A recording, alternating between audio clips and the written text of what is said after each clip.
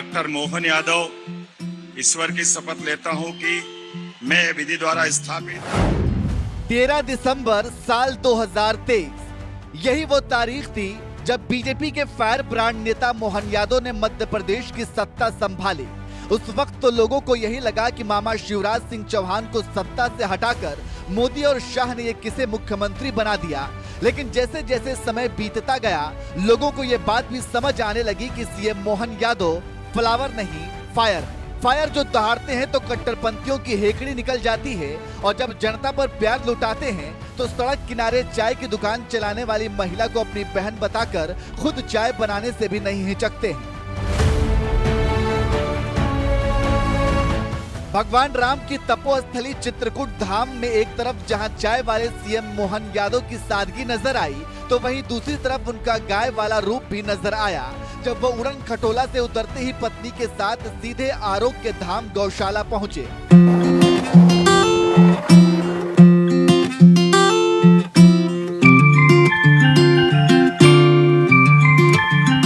जिनका नाम ही मोहन हो यानी भगवान कृष्ण के नाम पर उन्हें भला गाय से लगाव कैसे ना होता।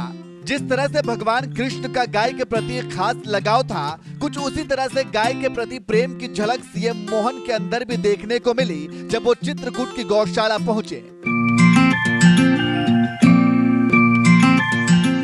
इस दौरान सीएम मोहन यादव जहां खुद अपने हाथों से गाय को रोटी और गुड़ खिलाते हुए नजर आए तो वहीं उनके पद चिन्हों पर चलती हुई उनकी धर्म पत्नी सीमा यादव भी सनातन धर्म की संस्कृति और परंपराओं को निभाते हुए साथ साथ गाय को रोटी और गुड़ खिलाती हुई नजर आई।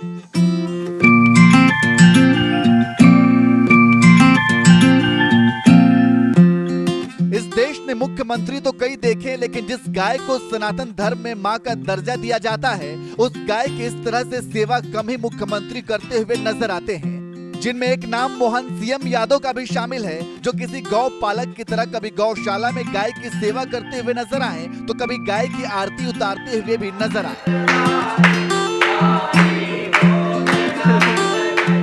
मध्य प्रदेश में जब से मोहन सरकार आई है पशुपालन को खूब बढ़ावा दिया जा रहा है, फिर वो चाहे अनुदान राशि दोगुनी करनी हो या फिर जल्द ही बोनस की व्यवस्था शुरू करने का ऐलान हो। सुनिए गौशाला पहुंचे सीएम मोहन यादव ने एनएमएफ न्यूज से बातचीत के दौरान क्या कुछ कहा।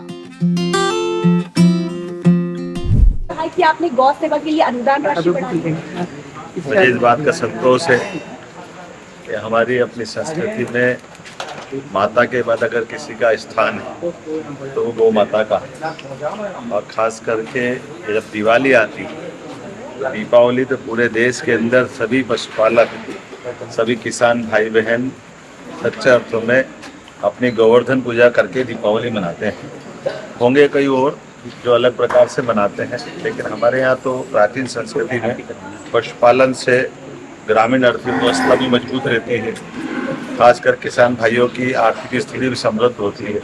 और मुझे इस बात का संतोष है हमारी सरकार ने सरकार बनने के साथ ही इस बात का निर्णय किया कि हमको पशुपालन को बढ़ावा देना है, खास करके गौशालाओं की संख्या बढ़ा करके गौशालाओं का अनुदान भी डबल किया गया है, और उसी में भविष्य में दूध उत्पादन के साथ के ऊपर बोनस चालू करने की हमारी सरकार की योजना है। कई किसान बंधु जिनके पास छोटी खेती है, परिवार बढ़ गया है, किसानी का रकबा खत्म हो गया है, ऐसे में उनकी आय बढ़ाने के लिए ये बहुत सबसे अच्छा सुलभ साधन है। मध्य प्रदेश में भौगोलिक दृष्टि से भूमि तो है, लेकिन आखिरकार हमारे लिए किसान की आय बढ़ाने के लिए ये बड़ा निर्णय है।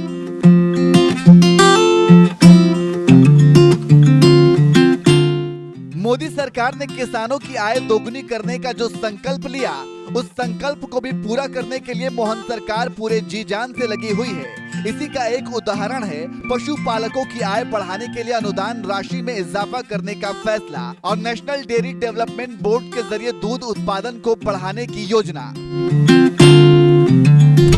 और मुझे इस बात का संतोष है कि हमने नेशनल डेयरी डेवलपमेंट बोर्ड के माध्यम से यशस्वी प्रधानमंत्री के नेतृत्व में किसानों की आय को बढ़ाने के साथ साथ दूध उत्पादन क्षमता भी बढ़ा करके देश के अंदर दूध उत्पादन की कुल क्षमता में डबल की वृद्धि हमने करने का निर्णय किया। इसीलिए लगातार हम इस दिशा में काम भी कर रहे हैं, लेकिन सारे त्योहारों का आनंद है। हमारी सरकार बनने के बाद दशहरा हो, दीपावली हो, उसके पहले गोवर्धन पूजा का एक बड़ा आयोजन रखा है पूरे प्रदेश के अंदर सभी मंत्री, विधायक, सांसद, महापौर, सभी जनप्रतिनिधि गौ पूजा करके सच्चे अर्थों में जो गोवर्धन पूजा, गोवर्धन की पूजा का पुराना अपना रिवाज है, उसको पुनर्स्थापित करेंगे। समाज तो मनाते ही था, सरकार भी साथ आई है। पिछली सरकारों में गौशाला की बुरी स्थिति है, कितनी गौशालाएं टारगेट रखा है गाँव? लगातार कोशिश कर रहे हैं कि गोवंश बढ़े, गौशालाओं में सुधार हो और बदलाव।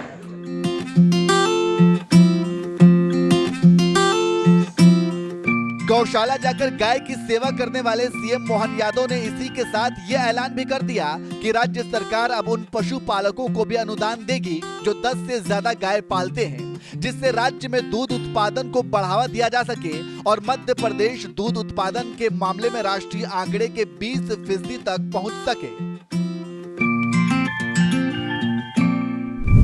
तय किया ये गोवर्धन पूजा भी करेंगे और घर घर गौ माता को पालने के लिए प्रेरित भी करेंगे।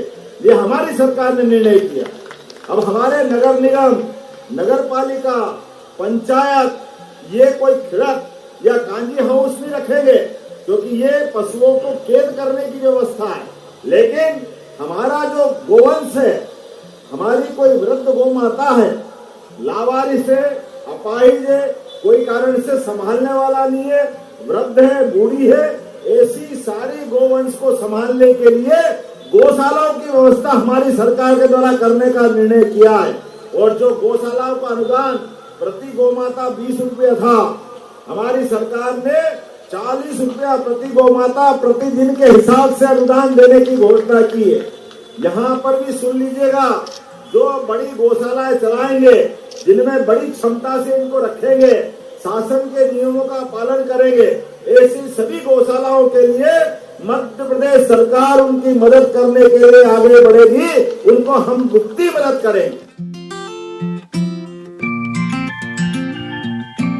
दूध उत्पादन में हिस्सेदारी बढ़ाने के लिए सीएम मोहन ने 20% लक्ष्य का हासिल करने का ऐलान इसलिए किया है क्योंकि इन्वेस्ट इंडिया वेबसाइट पर दिए गए आंकड़े के मुताबिक पहले नंबर पर मौजूद राजस्थान में 15.05% दूध उत्पादन होता है। दूसरे नंबर पर मौजूद यूपी में 14.93% दूध उत्पादन होता है। तीसरे नंबर पर मौजूद मध्य प्रदेश में 8.60% दूध उत्पादन होता है। चौथे नंबर पर मौजूद गुजरात में 7.56% दूध उत्पादन होता है। पांचवें नंबर पर मौजूद आंध्र प्रदेश में 6.97% दूध उत्पादन होता है। दूध उत्पादन के मामले में तीसरे नंबर पर मौजूद मध्य प्रदेश को सीएम मोहन यादव नंबर 1 राज्य बनाना चाहते हैं, इसलिए वो दूध उत्पादन क्षमता को 20% तक पहुंचाना चाहते हैं।